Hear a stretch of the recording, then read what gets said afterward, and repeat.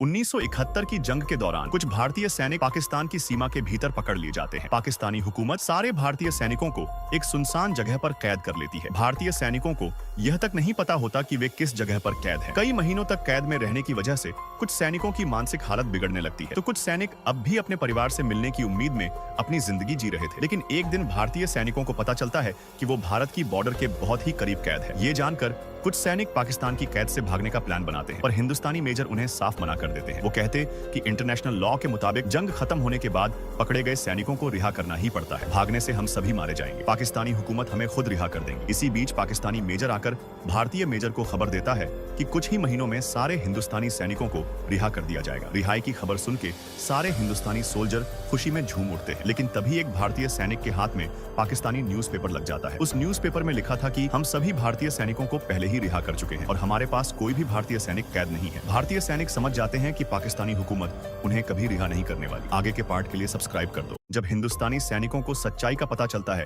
कि पाकिस्तानी हुकूमत उन्हें कभी रिहा नहीं करने वाली, तब 6 हिंदुस्तानी सैनिक वहां से भागने की योजना बनाते हैं। भागने के लिए वो 14 अगस्त का दिन चुनते हैं, क्योंकि उस दिन पाकिस्तानी कैंप में अपनी आजादी का दिन सेलिब्रेट करने वाले थे। लेकिन भागने के लिए उन्हें पाकिस्तानी सेना की वर्दियों की जरूरत होती है। इसलिए 2 हिंदुस्तानी सैनिक अपनी वर्दियों पे कलर लगा के उसे पाकिस्तानी वर्दी बनाने में लग जाते हैं। भागने के लिए एक धमाके की जरूरत थी, उसलिए वो माचिस की तीलियों से एक देसी बम तैयार कर लेते हैं, जिसे 14 अगस्त की रात को धमाका करने के लिए रखा जाता है। लेकिन 14 अगस्त वाली रात को जब बम ब्लास्ट करने एक सैनिक जाता है, तब दूसरे सैनिक को पता चलता है बॉम्ब तो पानी में भीग गया है, अब बॉम्ब ब्लास्ट नहीं हो सकता। जब ये बात हिंदुस्तानी सूबेदार को पता चलती है, तो वो खुद को एक कमरे में बंद करके वहां रखे बॉम्ब को खुद पे फोड़ देता है। उस धमाके में पूरे कैंप में अफरा तफरी मच जाती है। इसी का फायदा उठाकर 5 हिंदुस्तानी सैनिक पाकिस्तानी मेजर की पत्नी की गाड़ी को हाईजैक करके हाईवे की ओर भागने में सफल हो जाते हैं। हाईवे तक पहुंचने के बाद वे मेजर की पत्नी को सुरक्षित छोड़ देते हैं, लेकिन पाकिस्तानी गाड़ी का ड्राइवर अचानक एक हिंदुस्तानी सैनिक पर गोली चला देता है। आगे के पार्ट के लिए चैनल को सब्सक्राइब जरूर करें। पाकिस्तान की कैद से भागकर आए हिंदुस्तानी सैनिक अपनी आंखों के सामने हिंदुस्तान की सरहद को